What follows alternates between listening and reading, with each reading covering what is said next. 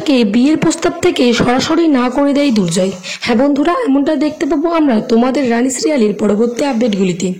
দুর্জয় চলে গেছে শম্পার রুমে, আর শম্পার রুমে দরজাটা ঠকঠক করতে থাকে। তখনই শম্পা মনে মনে ভাবে যে এত রাতে আবার কে এলো। দরজা খুলে দেখে দুর্জয়। তারপরে রানী বলে, কি ব্যাপার দাদাবাবু, আপনি এখানে? তখন দুর্জয় সরাসরি ভিতরে ঢুকে যায়। আর তখন তারপরে কিন্তু রানী বেনারসি শাড়িগুলো লাড়তে থাকে। আর রানী বলে, কি দাদাবাবু, আপনি যে আপনার আগেকার বইয়ে এসব জিনিসপত্র হাত দিচ্ছেন, আপনার হবুও জানতে পারে তো ভীষণ রাগ করবে। তখন দুর্জয় বলে, তোমাকে আমি বেশি কথা বলতে বলেছি? তখন কিন্তু এই সমস্ত কথাগুলো সে চিঠির মাধ্যমে আনিশা সমস্ত কিছু শুনতে পেয়ে যায়। আর বলে, দুর্জয় তুমি যা করছো আমি এখন তাই শুনতে পাচ্ছি। শম্পা বলে, মেয়েটা একটু বেশি কথা বলে, বিয়ে হয়ে আমি ওই বাড়িতে যাই, তারপরে এই শম্পাটাকে আমি আগে বের করব। দুর্জয় ভীষণভাবে কান্না করতে থাকে ওই রানী শাড়িগুলো আঁকড়ে ধরে। আর এটা দেখে তার মনে খুব একটা দুঃখ হয়, আর দুর্জয় তো ভীষণভাবে কান্না করতে থাকে। রানী মনে মনে বলে যে, দুর্জয়, আমি আনিশাদির সমস্ত পর্দা ফাঁস করে দিই, তারপর তুমি আমাকে জড়িয়ে ধরে কেঁদে নিও, তোমার মনের দুঃখ কষ্ট সমস্তই হালকা হয়ে যাবে। পরের দিন সকালে কিন্তু যখন দুর্জয়কে ড্রেসিং করতে কিছু নার্স আর ডাক্তার আসে, তখন কিন্তু রানী দাঁড়িয়ে দাঁড়িয়ে দেখতে থাকে। আর পিঙ্কি বলে চলে আসে আর বলে, কি ব্যাপার শম্পা, তুমি তো কলোনির মেয়ে, তাও তুমি দুর্জয় নার্সিংহোমে কি সুন্দর ডকডক করে চলে গেলে, কি সুন্দর দুনিকে আনতে চলে গেলে, তোমার ব্যাপারটা কি বলতো? রানী তো ভীষণভাবে ভয় পেয়ে যায়। আর পিঙ্কি বলি নানান রকম প্রশ্ন করে থাকে রানীকে। আর কারণ পিঙ্কি বদি জেনে গেছে যে এই শম্পাই হচ্ছে রানী। নানা রকম বললেও পিঙ্কি বুদ্ধির কাছে কিন্তু ধরা পড়ে যায় রানী।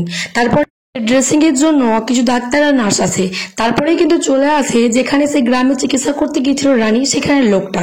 আর এসে বলে, এই বাড়ির ছোট বৌমা আছে ডাক্তার রানী সেনগুপ্ত। তখন দুর্জয় বলে, কি বলছেনটা কি আপনি? সম্পাতে ভীষণভাবে ভয় পেয়ে যায় আর বলে যে, এই লোকটা এখানে পর্যন্ত চলে এলো, তাহলে তো আমি এবার হাতে হাতে ধরা পড়ে যাব। দুর্জয় বলে, কি বলছেন কি? এ বাড়ির ছোট বৌমা তো কয়েক মাস আগেই মারা গেছে। বাড়ির সবাই তো অবাক হয়ে লোকটির দিকে তাকিয়ে থাকে।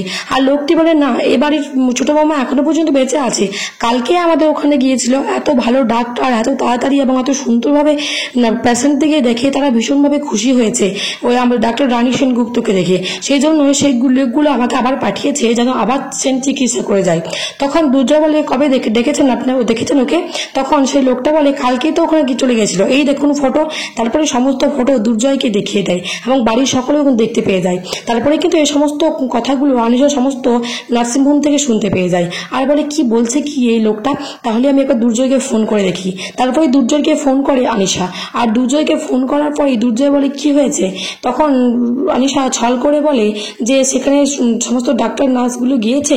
তখন দুর্জয় বলে, হ্যাঁ এসেছে। জানিস আনিশা, আমার রানী এখনো বেঁচে আছে, এই দেখ কালকের ফটো, এই দেখ কালকের ভিডিও, রানী এখনো বেঁচে আছে, আমি রানীকে খুঁজবো। এই কথা শুনে কিন্তু ভীষণভাবে রেগে যায় আনিশা আর বলে, তার মানে রানী এখনো বেঁচে আছে, লুকিয়ে লুকিয়ে এখনো ডাক্তারি করে বেড়াচ্ছে, এবার রানী তোমাকে আমি শেষ করবই। তারপরে কিন্তু দুর্জয়কে আনিশা বলে, আচ্ছা দুর্জয়, রানীকে আমরা দুদিন বাদে খুলবো, তা দুদিন পরেই তো আমাদের বিয়ে, তাহলে আমাদের বিয়ের আগে প্রস্তুতি নিতে হবে। তখন আনিশাকে দুর্জয় সরাসরি বলে দেয়, দেখ আনিশা, আমি তোকে বিয়ে করতে পারবো না, কারণ আমার রানী এখনো বেঁচে আছে, আর আমার কাছে বিয়েটা থেকেও আমি রানীকে খুঁজে বের করাটা আমার কাছে অনেক ইম্পর্টেন্ট, আমি তোকে বিয়ে করতে পারবো না, তুই বিয়ের কথা ভুলে যা। এই কথা শুনে আনিশা ভীষণভাবে রেগে যায়। তো বন্ধুরা, এমনটা হলে তোমাদের কেমন লাগবে যে বিয়ের প্রস্তাব থেকে সরাসরি আনিশাকে বাদ দিয়ে সরাসরি আবার বিয়ে করবে রানীকে? এটা হলে কেমন লাগবে অবশ্যই কমেন্ট বক্সে জানিয়ে দাও কমেন্ট করে।